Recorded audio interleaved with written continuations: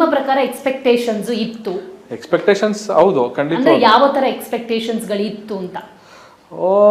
ಯಾವ ತರ ಅಂದ್ರೆ ಇದು ಕ್ಲಾರಿಟಿಗೋಸ್ಕರ ಅಷ್ಟೇ. ಯಾಕಂದ್ರೆ ನೀವು ಡಿವೋರ್ಸ್ ಅಂದ್ರೆ ಕೋರ್ಟಿಂದ ಹೊರಗಡೆ ಬರ್ಬೇಕಾದ್ರೂ ಕೂಡ ಕೈ ಹಿಡ್ಕೊಂಡೆ ಹೊರಗಡೆ ಬಂದ್ರಿ.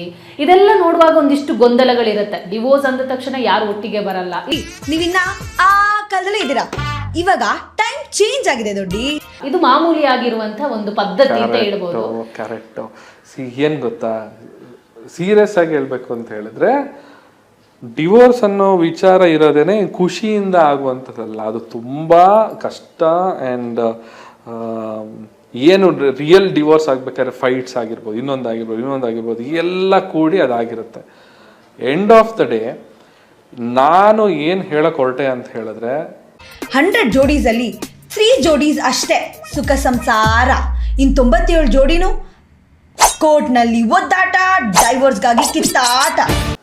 ಡಿವೋರ್ಸ್ ಅಂದ ತಕ್ಷಣ ಇಷ್ಟು ವರ್ಷ ಮತ್ತೆ 4 ವರ್ಷ ನಾವು ಒಟ್ಟಿಗೆ ಇದ್ದಿದ್ದೆಲ್ಲ ಏನು ಮತ್ತೆ ಅದೆಲ್ಲ ವೇಸ್ಟ್. ಅದು ಡಿವೋರ್ಸ್ ಆದ ತಕ್ಷಣ ನಿನ್ನ ದಾರಿ ನಿನಗೆ, ನನ್ನ ದಾರಿ ನನಗೆ.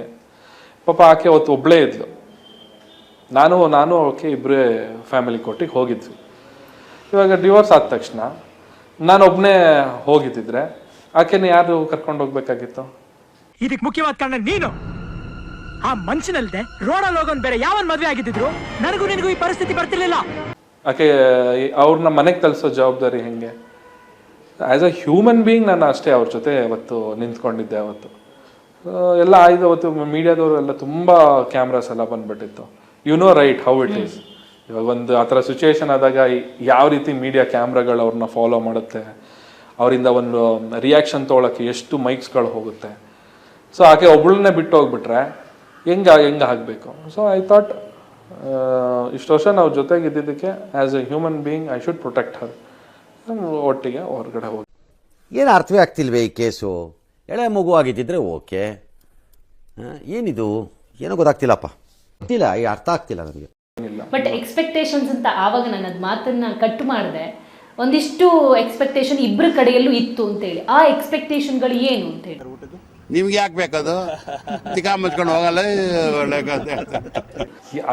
ಅದು ನಾನು ಡಿಸ್ಕ್ಲೋಸ್ ಮಾಡಕ್ ನಾನು ಇಷ್ಟಪಡೋದಿಲ್ಲ. ಯಾಕಂತ ಹೇಳಿದ್ರೆ ದಟ್ಸ್ ಆಲ್ ಪರ್ಸನಲ್ ಮ್ಯಾಟರ್ಸ್. ಅದು ನಮ್ದು ಒಳಗಡೆ ಇರುವಂತ ಪರ್ಸನಲ್ ಮ್ಯಾಟರ್ಗಳು. ನಿಮ್ಮ ಪ್ರಕಾರ ಎಕ್ಸ್ಪೆಕ್ಟೇಷನ್ಸ್ ಇತ್ತು? ಎಕ್ಸ್ಪೆಕ್ಟೇಷನ್ಸ್ ಹೌದು ಖಂಡಿತ. ಅಂದ್ರೆ ಯಾವ ತರ ಎಕ್ಸ್ಪೆಕ್ಟೇಷನ್ಸ್ ಗಳು ಇತ್ತು ಅಂತ?